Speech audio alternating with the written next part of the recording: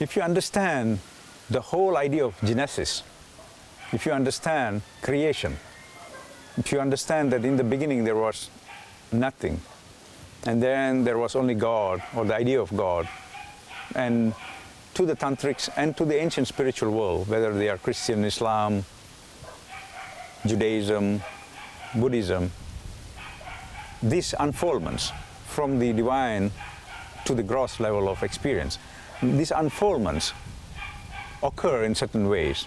And when they delineate this unfoldment, it becomes a cyclic phenomena.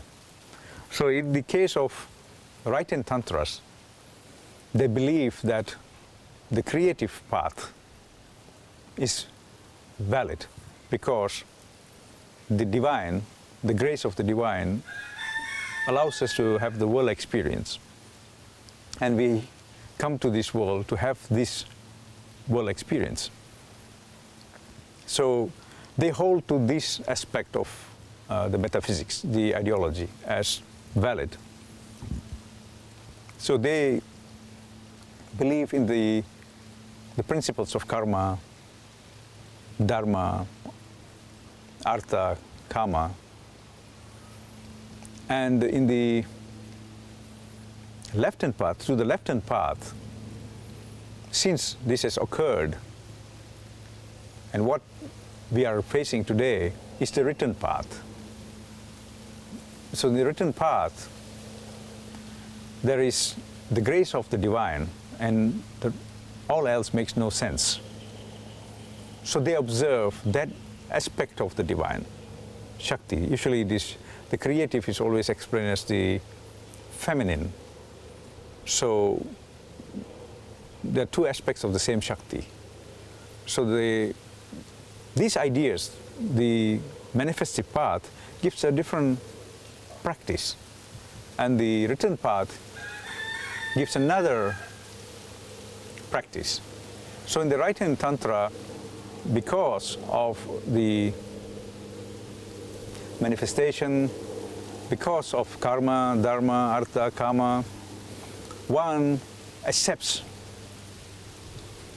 a partner in life. One lives by one partner, an ideal, where one marries one woman and practices one's tantra. In the left-hand path, one believes the woman is a goddess. And so one lives to only worship the goddess. There is no relationship. There is no marriage in one sense. There is no holding a woman as one's partner in the left-hand path. And sexuality is used only for the practice of Kundalini in the left-hand path. In the right-hand path, sexuality becomes life, childbirth, the whole works. So the right-hand path honors woman as equal partner, and the left-hand path honors her as only a goddess. So they are almost ascetics, and they practice their sexuality only when they have to worship the goddess. And their worship entails them having sexuality as part of their Kundalini rituals. That's the major distinction. The modern understanding of the left-hand path as being sexually promiscuous is a modern myth.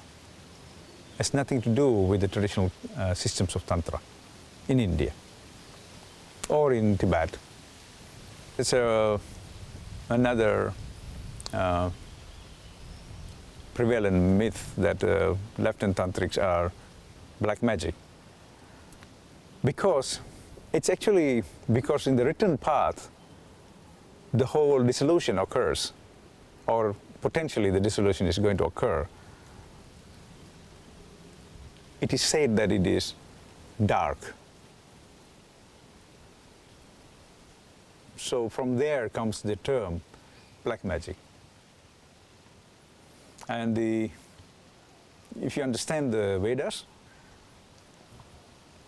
the evolution and dissolution, the dissolutionary path is the dark period. And so they are referring to that aspect as black magic. But there is no magic in Tantra. Tantra is a science. Tantra is an organic science. It's a very clever science. There's no magic. There's no manipulation of anything here. It's all myth that was perpetuated by the last century scholars. And scholarship that is for its basis hate.